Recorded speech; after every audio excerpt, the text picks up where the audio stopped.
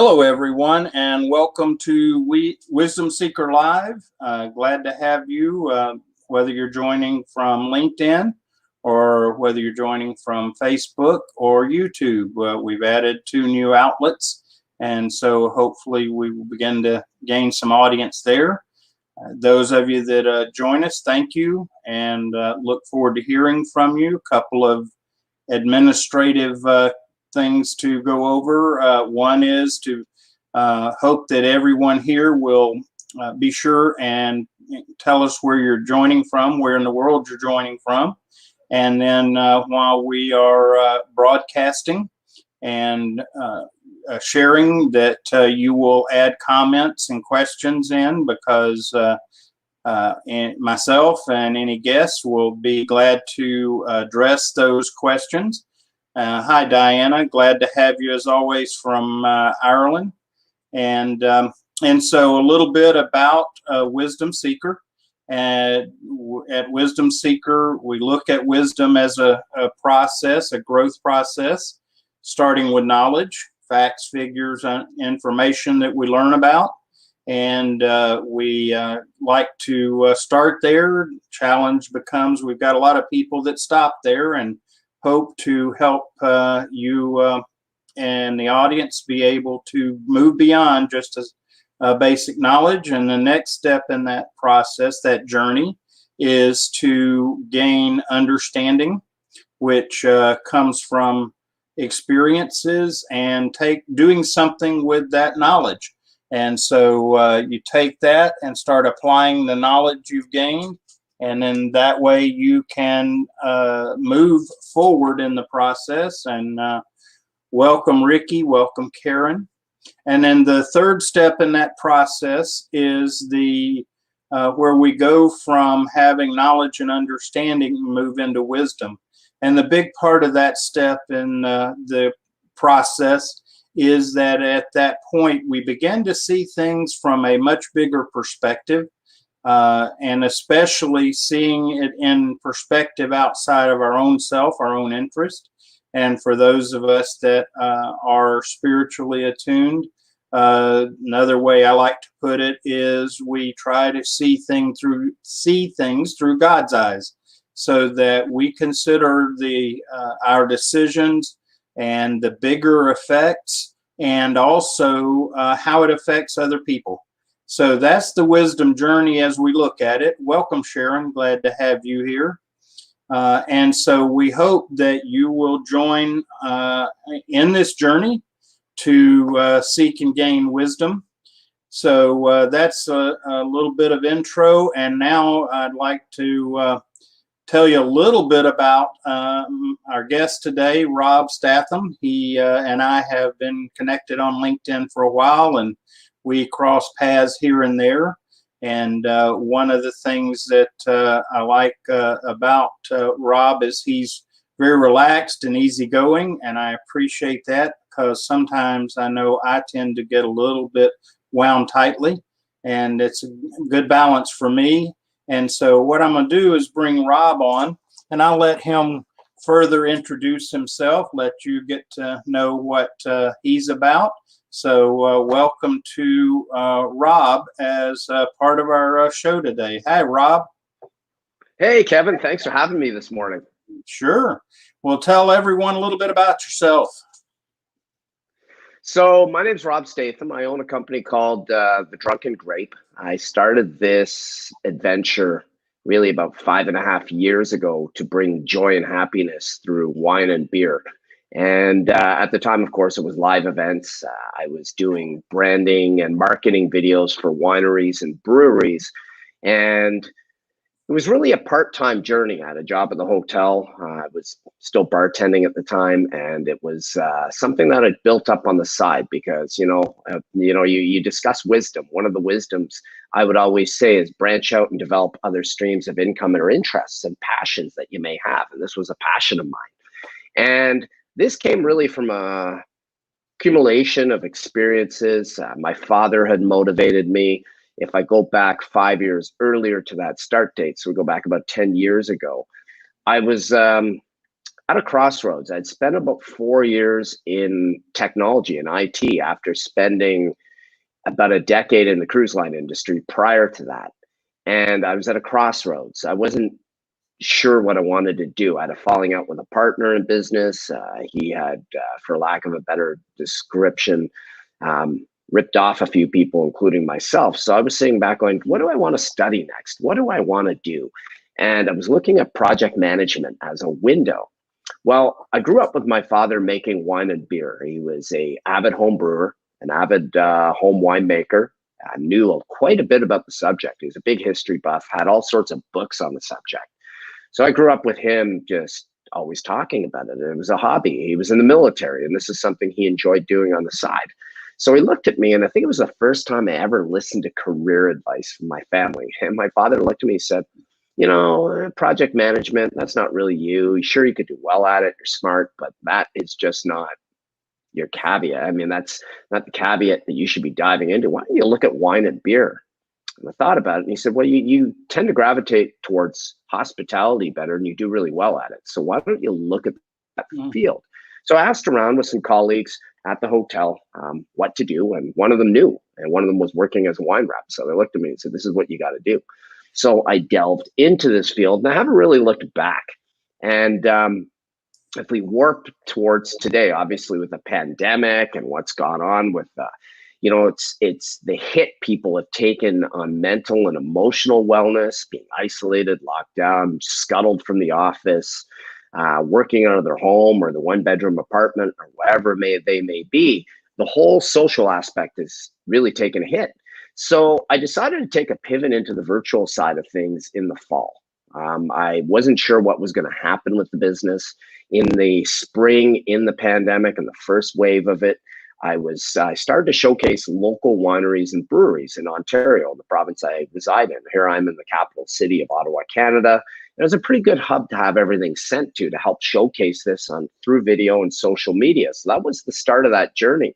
And then I said, well, hell, what am I going to do in the fall? Because this thing doesn't look like it's slowing down. And I had started to really give a lot of thought to it in the summertime. And then by September, late August, actually, I came up with a plan and said, we're going to start doing virtual tastings. So I did a video on virtual tastings talking about how that was coming into the practice.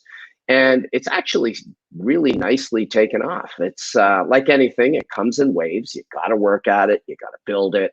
But that's where we're at now. So corporate events, do a lot of corporate events north and south of the border. The virtual part allows you to transcend your locale, which is actually, if you want to see a silver lining out of this chaos, that is definitely one of them. If you're able to pivot and move your business online and communicate and hit a bigger audience, you're in a better spot. And this is sort of a vision I had. It was a vision I had, but I didn't realize it would come this quick. We all thought, well, hell, I'd probably be about 10 years older when this came to fruition, right?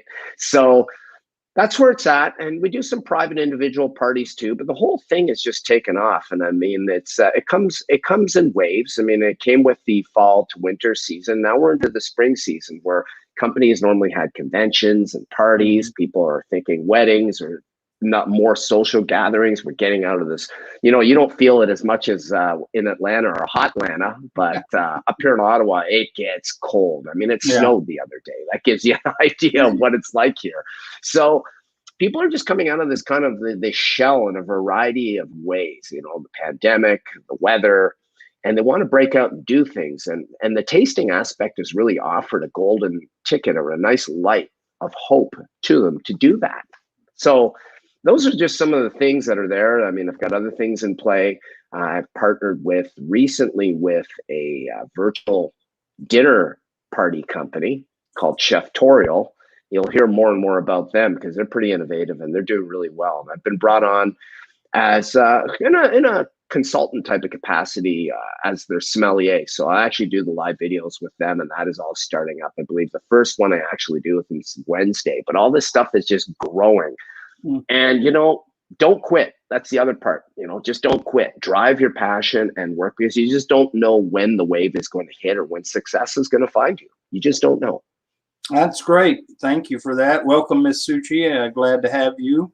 And remember to be sure and feel free to ask Rob questions or myself through comments, we will be addressing those. Rob, a couple of things that grabbed my attention. You talked about a virtual tasting, and I actually watched one of those recently that you were, or I didn't see it live. I saw the recording, but it was really enjoyable. What was interesting during this pandemic is that I learned a couple of things that when you get creative, like you said, the idea of going virtual even went so far as to have virtual meals with friends. Set up Zoom on both ends, have the cameras so that you can talk back and forth while you eat. And then, of course, the one that was even a little more creative is we like to play cards, and we were actually able to play a card game that we had played previously with these friends, and it was really funny. We probably broke all the rules of odds because of the way we went about it. At the end of the day, we were able to socialize, not as well as before, but at that time, they were reticent to join, live with each other, and we were still able to socialize. So really interesting and a nice way to do things. So the second thing that you commented on, and I think this is something that would be helpful for our audience. By the way, hello, Senna. Glad to have you here with us also. And really appreciate you being here. And so the other thing you mentioned is your career journey.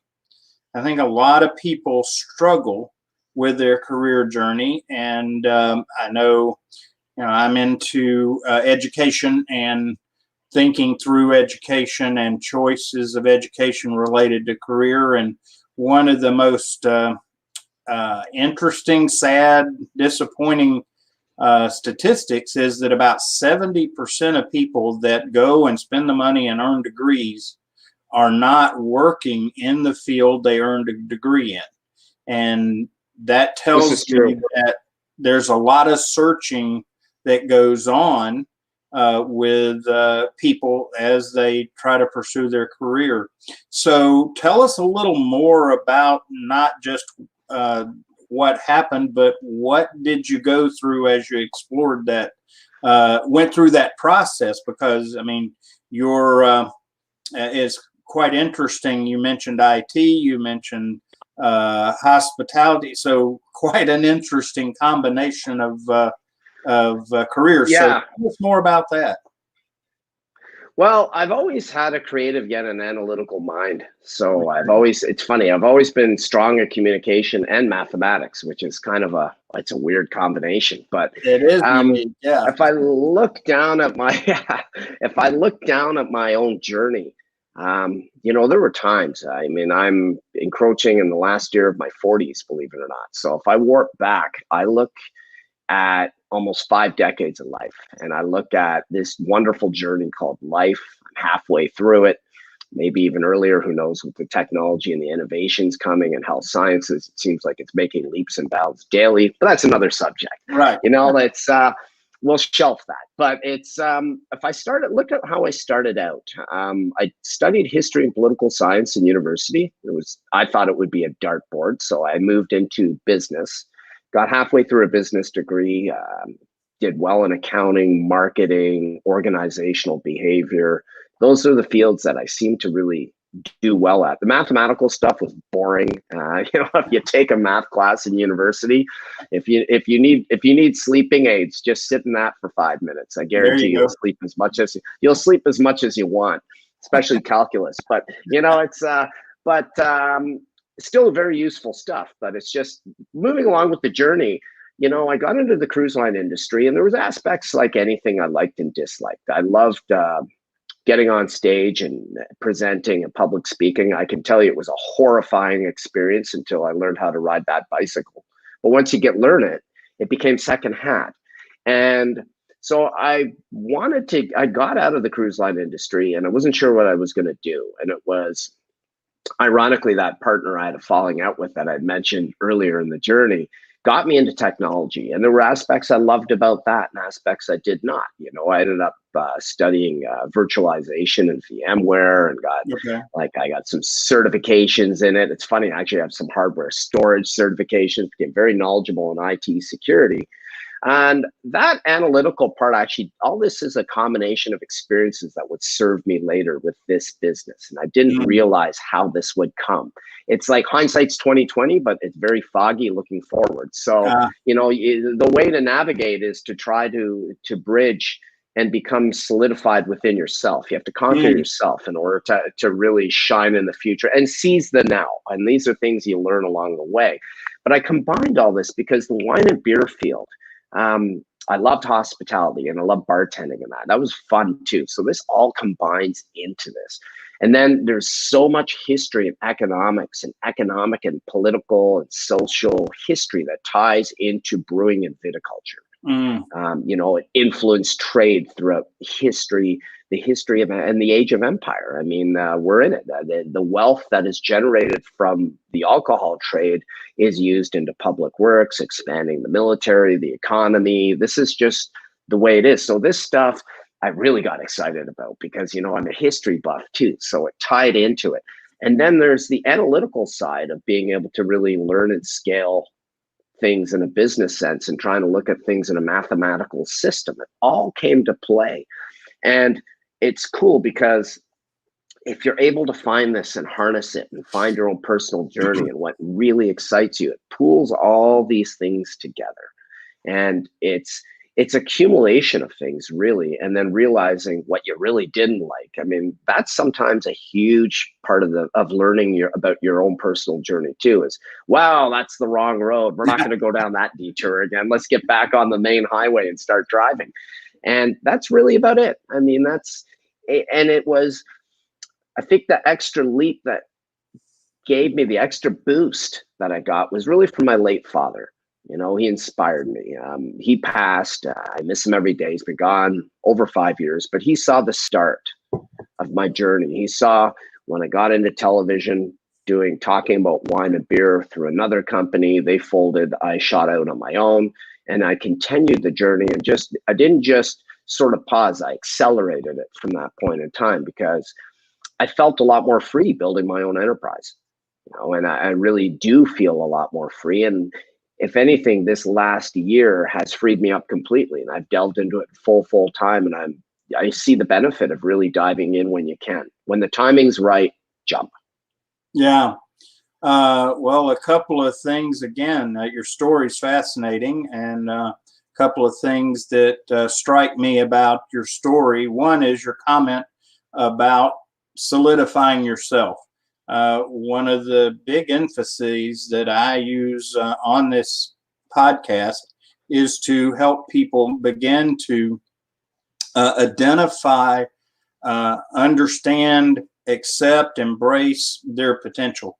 Because I see a lot of people that unfortunately wander for a long time trying to figure out what is the potential that they're aiming at. And I know that on some level we have to go through a journey to get there. But I think that we have some opportunities, if we're made aware, to shorten that journey a bit so that we don't take maybe quite so long to be able to get to the point where we get solidified in ourselves. And then, because I agree with you, I think we have to be solidified in order to then figure out where do we go from there. I see a lot of people make decisions, career, education, and they really haven't gone through the process to even know themselves. So it's sad to watch people flounder and struggle. Again, not against struggling, because that builds character and in life and value. And so I really agree that that is such a needed part of what we need to do. And to the point that I will be in this month, I've promised to roll out a course, 7-week course to folks on finding your potential and learning to then start moving towards potential. That's awesome. The second comment you made, and I think this is such a value, is you said that part of what helped you kind of launch in this new direction was advice from your father.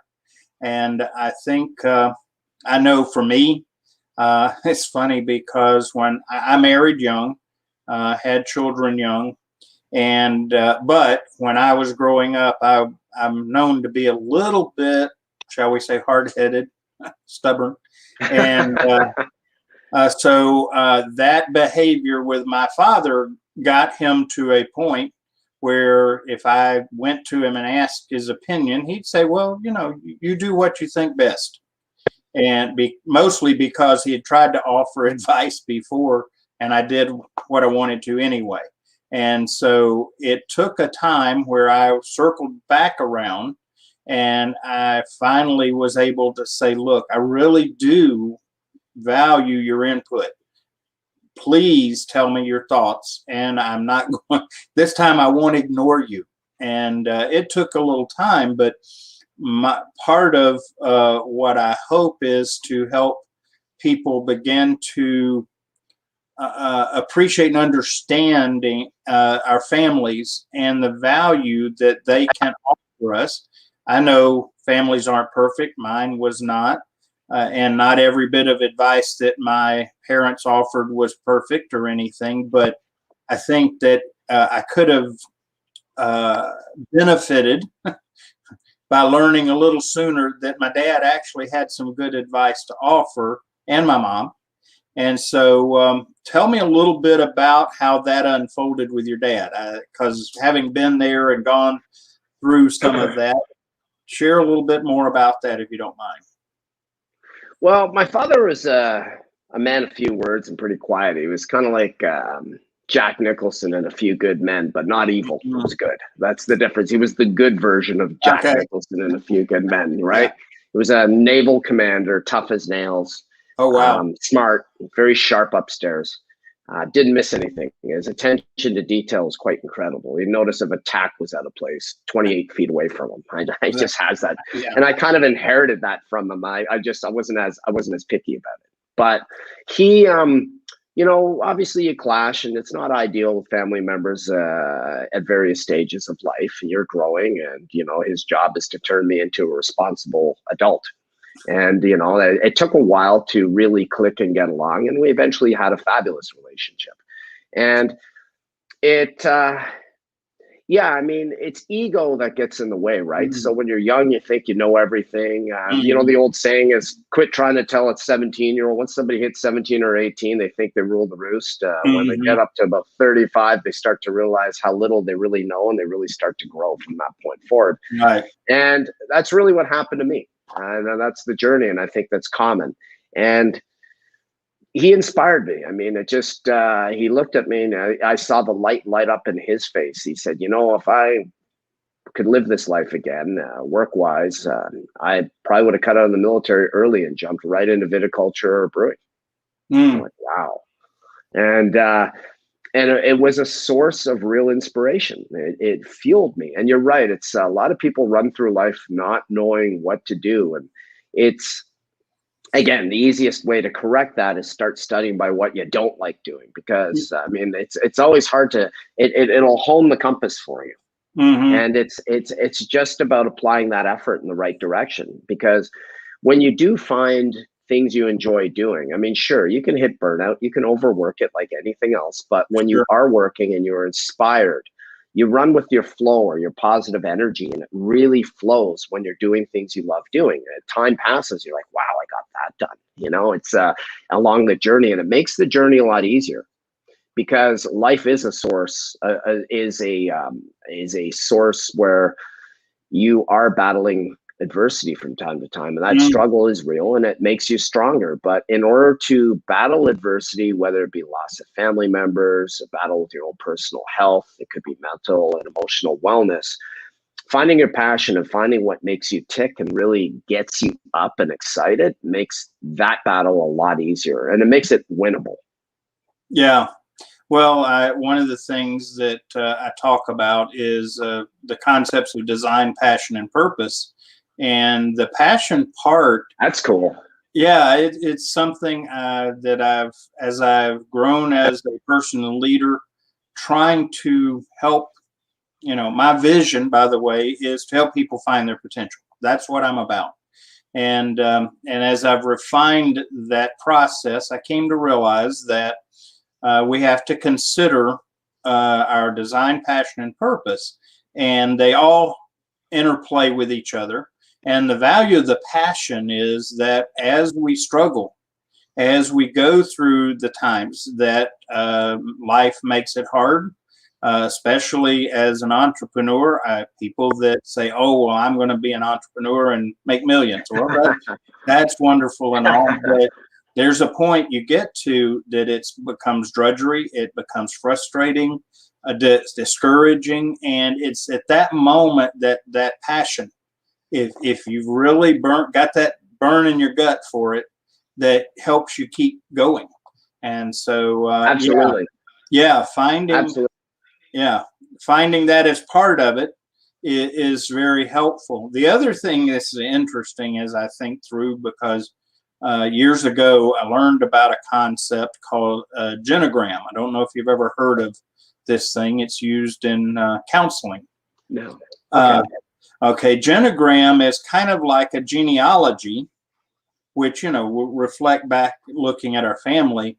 But a genogram is to look back at our family history, our lineage, and look at it from a mental emotional standpoint. Because, Interesting. That's yeah, cool. it's a good exercise, because at the end of the day, we, especially us guys, some of us tend to say, well, I'll never be like them, talking about parents and grandparents, whatever. But the reality is that we can resist it all we want, but we're a product of our Of family. them. Yeah. Of And course. so Of course. getting the input from them about us, at a minimum, it's going to be helpful. And quite often it can be very insightful, such as you shared about your dad. He said, you could do whatever, but you really seem to have a passion for this. Why not this? And obviously, based on what you shared about your dad, it came from his own heart and his own experience, and a chance to get some wisdom there that could make a huge difference. So, welcome, Yeah. Kenneth Dunner. Good morning, Scott. Hey, Kenneth. And Vishnu, glad to have you from India. Actually, on Saturday, spent some time with Dr. Vishnu on an international conference. So good to see you. Hope you've caught up and rested a bit, because I know you and your team worked real hard to put on that conference. Some great conference, about 80 plus people at one point in attendance. So pretty good for a virtual conference. So, very good. So, your journey is interesting. What other kinds of wisdom nuggets, as I refer to, would you share? You are at a point where you're beginning to see things come together for you. You've survived some of the struggles and all, maybe even thriving from them. Tell us a little more about some of the, we like to talk about advice to our younger self. Can you throw some things out that might be helpful? Yeah, I would say it's really important to surround yourself with like-minded people. It's really important to realize that a lot of the negative thoughts or self-doubt is really self-generated. I know it's sometimes called the imposter syndrome. It's real. It's like in the Looney Tune cartoons where they had the devil in one ear and the angel in the other. Yeah. Well, you have to learn to swat the devil away, really, and it's conquering yourself is the biggest part of this journey. And it's also finding your passion, because you're right. I mean, Steve Jobs once said, he goes, do you think anybody likes to work 12 or 16 hours a day to really bridge something, 5 to 6, sometimes 7 days a week? He said, no, nobody does. He said, but passion gets you over it. Passion makes the time fly. Passion makes you leap buildings that you couldn't otherwise leap. You can do the impossible with it.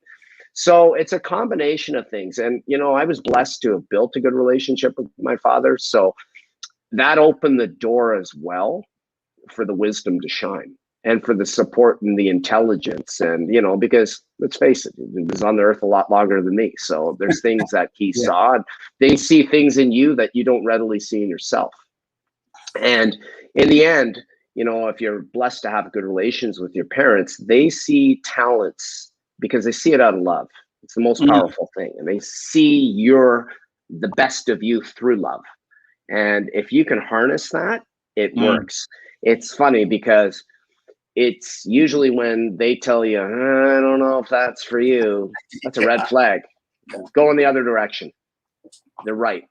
And these are all things, and don't quit, you know, keep the spirit of perseverance, and also help people along the way. This is fundamental. Reciprocity, give back.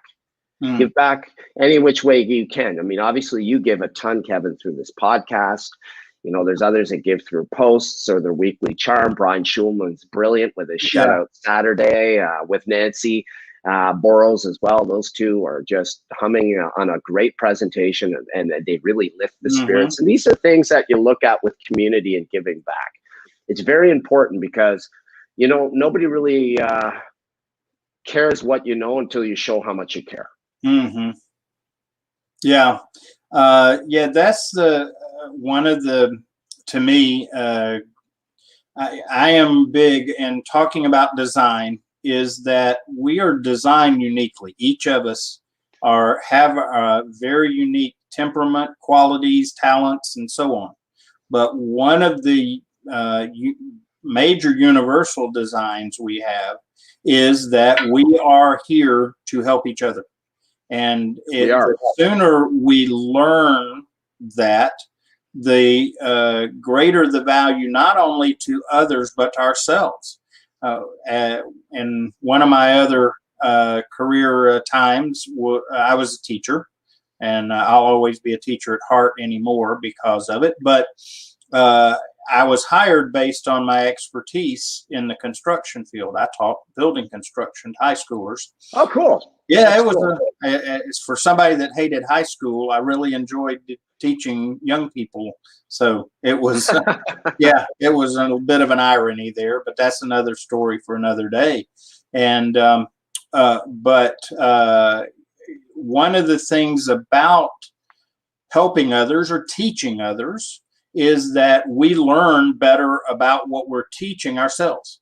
I now train trainers, I train other people, and I talk about learning. Okay, learning, there's a lot of good science to learning. And one of the things is, if you want to remember something well to a point that it even becomes second nature, teach somebody how to do it. So if I've got students in a class, I, as quickly as possible, get them to teach something. Whatever it is they should be learning, I get them to begin to teach it, whether it be to me in a one-on-one conversation, or to each other in groups, or at some point as a formal process of the class. But so what you talk about, giving back, that reciprocity, brings value not only to others, but to ourselves, because it helps whatever we're sharing and all helps us to grow even deeper and better into it. Do you find that to be the case? Absolutely.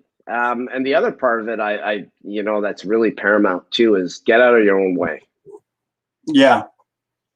People are in their own way. Most, you know, the old saying, your own worst enemy. You are your own worst enemy. It really is true. And you're right. By getting up and teaching, or getting up and forcing you take information, even if it just say it out loud, like you're in a presentation format, it cements that information a lot more in your head. really So does. that's an excellent point, Kevin, on teaching and how to really get up and improve. It's Well, let that's me it's brilliant. share a comment. Sharon has offered that she seems to agree there that giving back is a big deal to me, Rob and Kevin. Absolutely. Yeah, and it's funny because the movie, I don't know if you saw the movie Pay It Forward or Paying It Forward, is I've such a heard of it, but no.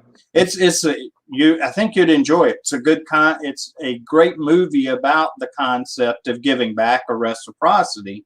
So, or use of paying it forward, but never be afraid to share with people because you both win in the end. And it is true. Part of why I value having guests on here is that each guest has a story, their life, and when we share our story, it doesn't necessarily have to be any magic per se, but just our story will touch other people's lives. Now, obviously, if all we do is talk about how bad it was, then that's not much value. But when we do share our story, especially about life and overcoming, wow, it is such a powerful way to bring benefit to others, and really a great opportunity. So, other wisdom that you think of, maybe some of those tell your younger self kind of things that you'd be willing to share from your life? Yeah, just calm down and try not to race so fast. We have a bad habit of dwelling on the past and trying to look way to the future, to the end. It's present. Focus on the now. Now is really powerful. Now you control. You control the moment of the present that you're in. You don't have a lot of sway over the future as a whole. You have full control of yourself, and that is it. And really, when you understand that, it makes navigating this game called life a lot easier, because you'll Yes. invite in what makes you better. You'll invite in what's going to help move forward. You're going to invite in good things in life where you can contribute and you can give back and you can really have a huge positive impact on the lives of others. But to get to that stage, you really have to be cemented within yourself. Mm. And it is, for me, it was, I think the last caveat that really propelled me in that direction was losing my twin sister in her battle of cancer. Oh That was my. about a year and 9 months ago. Yeah. Oh, So sorry for your loss. pain. Thank you. It's kind of like the two become one when one leaves, and that spirit made me stronger as well. And it's these things that build your resolve. I mean, I look at life as everything's kind of rented to us anyway, because we all have an end date, and it's what we do with that time that makes a difference. Yeah. I never understood the mentality of rich people hoarding, because you can fill your coffin with gold and silver and Bitcoin and everything else that's coming along nowadays, but it's not going to go with you. You can't show up to the gates of heaven with that in a bag. So the difference is what you used that purpose for, given that gift while you were alive, because you had a great opportunity to transform and make a difference and really transform the landscape of humanity and make it a lot better. Because you're so right. When we all work together, a heck of a lot gets achieved more. I mean, it's the old acronym of team. Together, everyone achieves more. There's no I in team either. And it's getting over yourself. I mean, we're just a player amongst 7.9 billion different players in this game now. And it's collaborative efforts make a huge difference. And that's the other part, looking back at my younger self, let go of your ego. Don't be afraid to fail, because failure is only temporary. Quitting is permanent. Do not quit. Get back on that bicycle. And even with the wine business and in this business, there's been moments, sure, where I looked at it going, Rob, what are you doing? And that's the imposter syndrome coming out. And the real person said, no, I'm here to win, because, I got the blessing of family, and that was huge. And just getting into something that inspires me, where I can speak publicly, which I love. I love to present. I always loved marketing and the creative concepts behind it. And history. history and world economics and geopolitical history. This all pools it together. So take the strength of everything you've done. Even if you hated that job, there was probably something in it that you did like.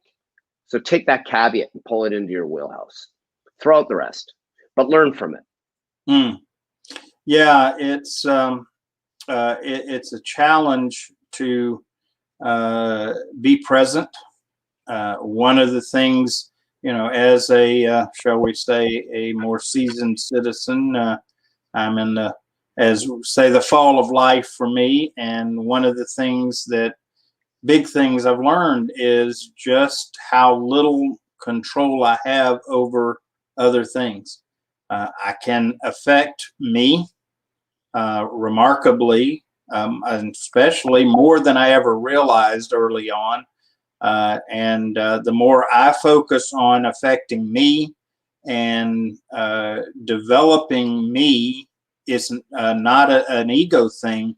That is a way to then be able to help and support and develop others.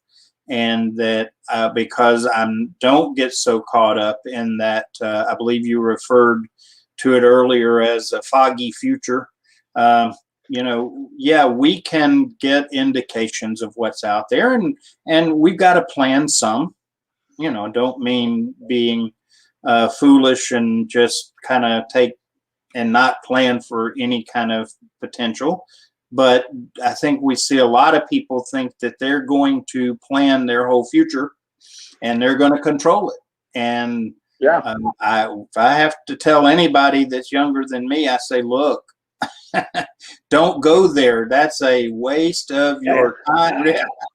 Yeah, go run. Yeah. Absolutely.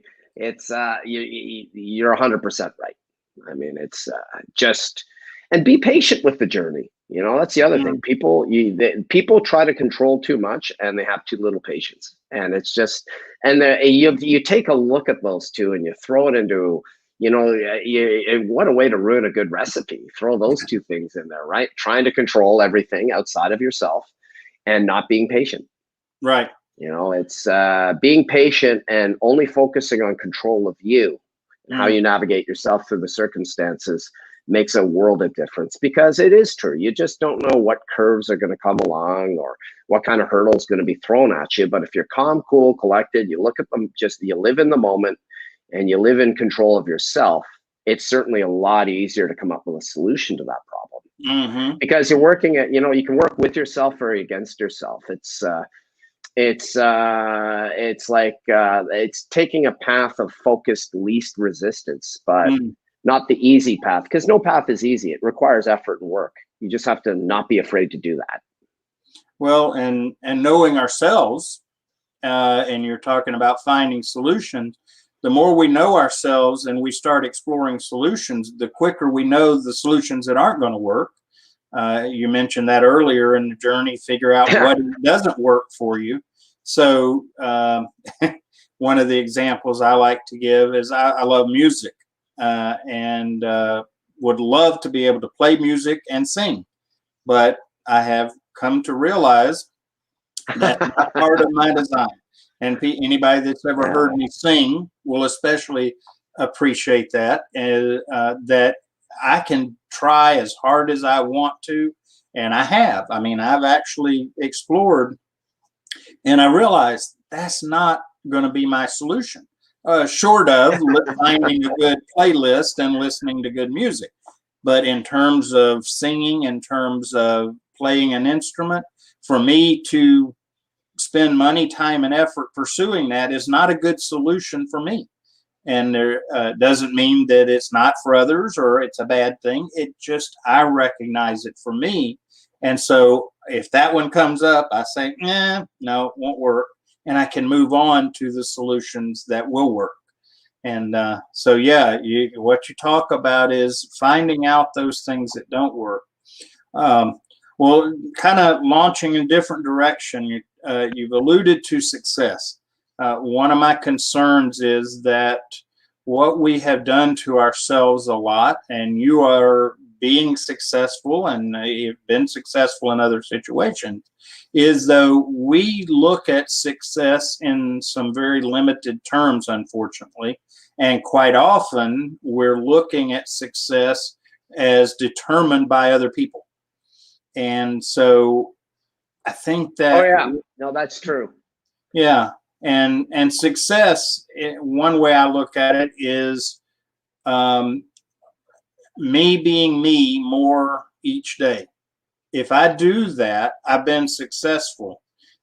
Whether I get money, whether I get things, any of that, they're nice, and I would be okay with getting some additional money. I'm not going to fight anybody. By the way, if you want to hire me, I'm here.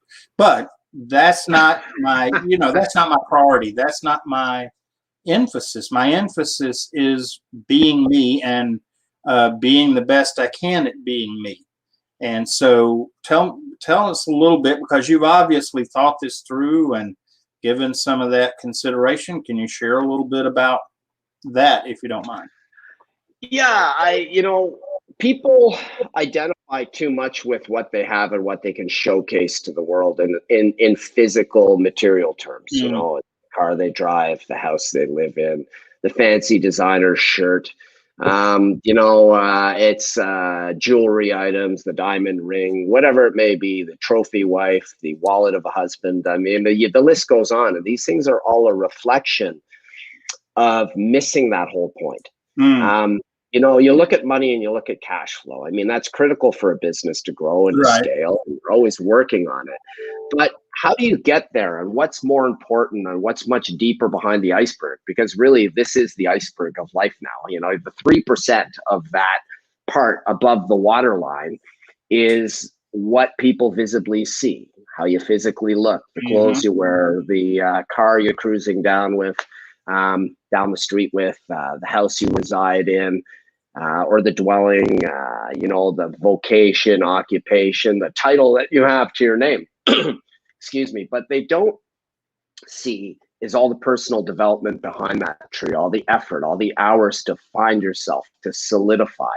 And you nailed it, saying you want to create and become the true version of you. And that is really the end goal, is to leave this earth finding your 100% of yourself.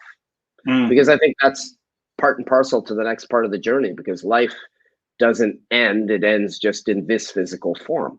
So to understand that it's very empowering. I mean, do we all have the answers? Am I physically 100% whole? I mean, I'd be lying to you and selling you a Ponzi scheme if I said yes. I mean, I'm very much in process of this journey all the time, and realize that it's 100% a constant build and grow. It never ends. And, the older version of you should be sharper and better than the younger version of you today. I mean, barring some certain physical traits like strength and athletics and things like that, you can't control as much, but you can certainly control the mental, emotional state of development. And that is a huge, huge thing to focus on. And always branch out into other interests, because other things come along. One thing I learned about project management in the IT world, and this is where this part really is a benefit, is just because you see one project growing, now that that's growing, keep watering it and keep building that tree. Let that tree grow in the garden. Plant another tree. Plant another one. Plant another one. And a lot of that is about the give back as well. I mean, the bridge of your network should be about helping and carrying others along that journey. Once you've built the path, it's like a ladder. Build the rungs on the ladder so they can climb up it too. I think a lot of the problem that we see with unrest in society and in the younger generations is a lot of that, for instance, the corporate ladder that existed in the 50s, the 60s, the 70s, the 80s, those rungs were ripped out and never replaced. And this is where we're at now with the strife in the world with humanity. This is just my take on it. Everybody's got a take on it. So this is just my viewpoint. But, had we worked on building and growing together as a planet, as opposed to dividing and conquering and, strong and rigid borders, we would have been in a far better place. Mm. Yeah. Imagine the effort if we all worked together, what diseases would be cured, how much longer humanity would live. You know, if things weren't hoarded, but they were shared, because you can get incredibly wealthy and share, or you can become incredibly wealthy and hoard, but you're only going to be physically wealthy. You're certainly going to be bankrupt morally, spiritually, and, you know, within yourself and within the cosmos itself, you're going to be lost. Right. But if you're willing to share it, that opens up huge opportunities too. Yes. Well, and in a word, as Ricky, one of our guests has shared, is awareness. Yep, he's right. I'm afraid that many of us are wandering around unaware. In fact, one of the emphases that when I like first a zombie. that's right. Wonder where all the zombie apocalypse concept comes from, because in theory, or we kind of do that. And but one of the things, initial initiatives when I started the Wisdom Seeker podcast was a 40-day challenge that I offered to people, and I continue to throw it out there, is an exercise, and it's related to awareness, and that is, first, disconnect. There is so much things that we allow in our lives that it just is a lot of noise, and it varies from person to person. I personally think culturally right now, the biggest issue or culprit we have is too much news media. Oh yeah. We're inundated, and it just clutters our minds and pushes us in not good places. And then so disconnecting from the noise in our life. Second part of that process is to observe. You know, we spend too much time thinking about the other side of the world, across the US, whatever, but we miss what's going on right around us. And so step back and observe what's going on around you. Even so much so of just what we do day to day. We go through the motion so often and we're unaware. So stop mentally, at least, and go, what's going on around me? What do I really observe? And then once you do that, you begin to be able to start taking it in and process it. And then is a way to start to seek and gain wisdom, because then we're seeing a picture from a bigger picture angle. And when we do that, we can start going, wow, you know, I didn't realize that when I did this in my day-to-day processes, it did this and this, because we were so unaware. And it's just something that we culturally need to do. And I personally, you know, for us old guys, we have a saying that common sense ain't so common no more. Pardon my poor no, it's not. But I believe it's a byproduct of not doing this disconnect, observe, and seek and gain wisdom. We're not learning from what's around us. We've got all of this amazing knowledge, but no foundation for it. And I think that's where part of the root of where we're at today. So we're running out of time, and one of the things that I really was intrigued is that you have lived hospitality. In some ways, you're kind of an expert in that field. Tell the audience a bit about some tips to be hospitable, because I think that is a very important part of our journey, is being hospitable to those around us. So share a little bit about hospitality and how you found to do that well. Well, you got to be engaging, open, honest, and real. Okay. Be yourself. Don't try to pretend to be somebody else, because when you're engaging in the public spotlight, whether you're a grocery store clerk or, you know, you're the CEO walking on the floor, because that's also really about hospitality at the end, because you got to motivate and inspire an army that works below you. And so in the case of some of these massive corporations, right. And being open allows you to engage, because if I'm closed off, it's like a conversation that we're having. If you're open, people's hands are out, they're expressing. The minute that they do this, it's kind of like, whoa, what's going on here? And being closed only closes yourself up, like a Hmm. tortoise popping its head in its shell. It's not Yeah. helping anybody. It's just hiding you. And you think you're hiding, but you're really not hiding. It just showcases insecurity and vulnerability. And listen, it's okay to be insecure at times and vulnerable at times. That's just being human. But by opening up, it helps conquer that. And just by being engaging allows you to open up more of the real you, because as you listen, and that's the key, is to listen Mm. and really observe and talk, where it's okay to talk a lot if the talking is relevant to what's going on. Mm. And that's the other thing. Just mind your awareness. I know Ricky mentioned awareness. I think that's awesome. Ricky, big Mm. shout out to you. That's in the key, in a nutshell. That and alignment. You got to be aligned with yourself and aligned with others. And it's like even in branching out into just the hospitality world or any business. If you're not at least partially aligned with somebody or some piece of business, don't tackle it, because it's not going to work. You got to find that awareness to be aligned. But it's the open and engaging part is critical in hospitality, and that's really something that you can bridge into any industry. Mm.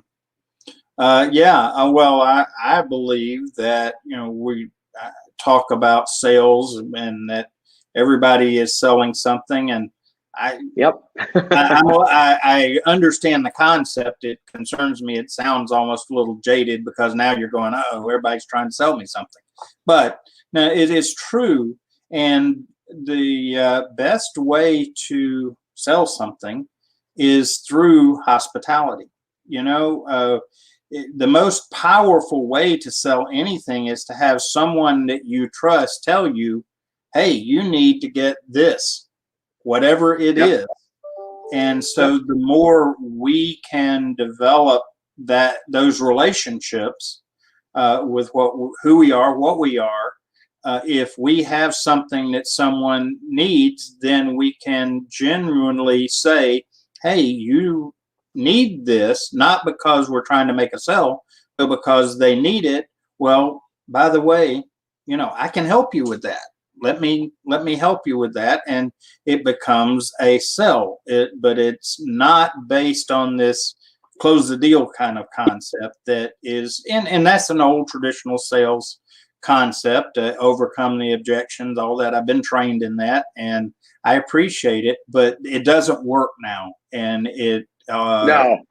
I mean, if you do enough No. volume, you're gonna, something will stick. But if you really want to be effective, you do that, but do it in a hospitable way.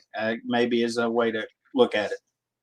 No, I agree, and it's building relationships. It's relationship and reciprocity thinking, as opposed to transactional thinking. There's Right. another terrific human on this platform, Shane Wenzel of Mhm. Shane Homes Group of Companies. I always mess this up if it's Shane's Group of Home Companies, but he owns Shane Homes. That's the short acronym for it, in Calgary. And he really knows what he's doing, and he really knows what he's talking about in that arena. I think he's second generation, so the builder architects it and gets it to prominence. It's the second generation usually brings it to its zenith. And then that's where we're at with him. And it's really looking at things in reciprocity in the eyes of relationships. It's even when I get in a sales call, well, I'm not going to sell you. I want to get to know you first. I want to see what makes you tick. It's like we get a call and I just want to see if we have synergy, if we have some Right. alignment. If we don't have alignment, I'm going to direct you somewhere else. It's just because That's it. I'm not going to be for you and you are not going to be for me. And that's okay, because we're not meant to please everybody on this planet either. It's you're meant to really drive your creative forces. Creation is the key. And it's that hospitality part of relationship building that is vital too. Because like yourself, I mean, I did the DEI cold call sales course. It's called Ledges, How to Handle Objections, all the traditional stuff that, I'm a Gen Xer, and then you learn from the baby boomers and the war generation before. Well, these things worked in a truly industrial economy where Mm-hmm. you were not able to do this. I mean, 25 years ago, if you didn't pay 10 grand to be on a set, or you weren't invited to a community TV set, this wasn't happening. Right. You had to go through a phone, and you had to do that harder sales process. But what the world has really witnessed now, and I thank all the great technology gurus out there that have really built and paved and pioneered this, Bill Gates, Steve Jobs. Now you have Elon Musk is the next brilliant, really developer and innovator, is we can now channel all these tools to have conversations with people around the planet. And it's through conversation that you determine whether you can build a strong relationship or not. Once you can build a strong relationship, you can definitely build your business from it, whatever it's going to be. It removes, sales. Let's look at Mm-hmm. that for 1 second. Sleazy part of sales was really propagated through the view of car salesmen, insurance salespeople, and politicians. Yeah. Because a lot of them never live up to their promises. But sales is really about building real value behind relationships. And Yes. if you can do that, you can channel a lot of tremendous success over time. Definitely. Well, that's a great ending comment for our time. Rob, I appreciate you taking time out, because I know it is a rather early start for you. What are you, That's about 2 okay. hours behind? Well, right now it's now at 9 o'clock, so it was an 8 o'clock start, but no, it's good. It's good. You Okay. just get to bed a little early. I was up at about 6:30, starting to get things ready anyway. So this just worked out great, and I feel really blessed that you approached me to do this. This is awesome. Thank you, Kevin. Well, I appreciate the opportunity. This is what I feel called to do, is to hopefully help people find wisdom for themselves, as well as to share wisdom that we already have, in the hopes that they may not have to go through quite as much to get there. That's part of the goal, is to not shield people from life, but help them navigate it a little better sooner. And so thank you. Appreciate it. Look forward to hanging out with you on LinkedIn, and crossing paths there. And everyone that's joined today, thank you for being here. Appreciate y'all taking the time to join us, and be here next Monday.